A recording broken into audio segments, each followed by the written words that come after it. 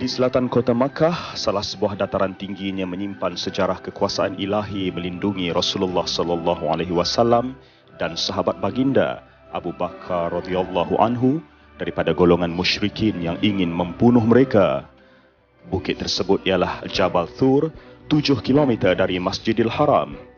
Di situlah saksi kejadian labah-labah dan burung merpati melindungi dua insan mulia itu daripada Al-Gojo Quraisy dengan membuat sarang besar yang biasanya dibuat dalam waktu yang lama. Peristiwa getir tahun 622 Masihi itu membuktikan kekuasaan ilahi mengatasi perancangan hambanya yang ingkar. Apa saja perancangan-perancangan yang dilakukan oleh orang musyrikin untuk menangkap, membunuh, memenjara Nabi tidak diizinkan oleh Allah SWT kerana perancangan Allah mengatasi segala perancangan orang-orang yang khianat kepada Nabi SAW sebagaimana akhir ayatnya wa yamkuruna wa yamkurullah wallahu khairul makirin, bahawa perancangan Allah merupakan perancangan yang dapat mengatasi segala perancangan yang lain. Sebuah lagi gua yang sangat signifikan dalam sejarah Islam terletak 5 km ke utara Makkah.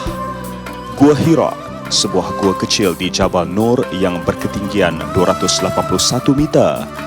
Di sinilah lokasi malaikat Jibril alaihi salam membawa wahyu pertama, surah Al-Alaq ayat 1 hingga 5 kepada Rasulullah pada tahun 610 Masihi.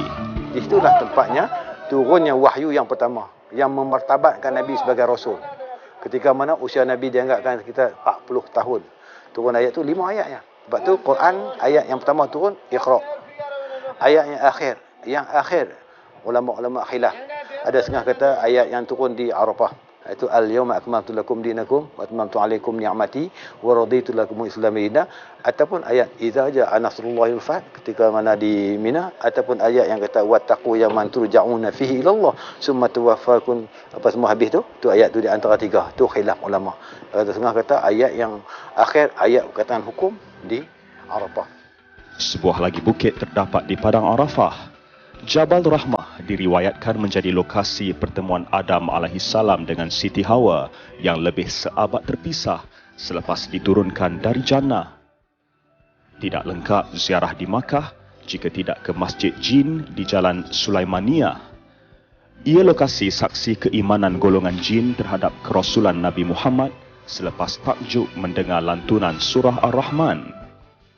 Turut menyentuh nurani ialah kunjungan ke Hudaibiyah, lokasi perjanjian yang dimeterai Rasulullah dengan kaum musyrikin Makkah pada tahun ke-6 Hijrah. Episod perjanjian itu mengabadikan kebijaksanaan dasar toleransi dan diplomasi baginda dengan kaum musyrikin tanpa melibatkan pertumpahan darah yang membawa kepada penyatuan kaum Muhajirin dan Ansar. Inilah bukti kelebihan sirah nabawiyah untuk renungan seluruh ummah. Kesemua artifak ini seawal dari era junjungan besar Nabi Muhammad sallallahu alaihi wasallam sendiri hinggalah ke era Bani Umayyah. Dan yang paling unik ialah surat Rasulullah sallallahu alaihi wasallam sendiri yang diutuskan baginda kepada Maharaja Rom, Gubernur Bahrain dan Gubernur Mesir sebagai tanda hubungan diplomatik ketika era pentadbiran baginda.